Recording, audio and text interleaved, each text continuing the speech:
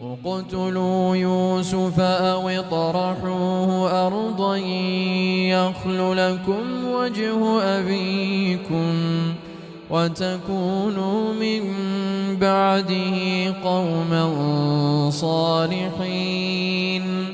قال قائل منهم لا تقتلوا يوسف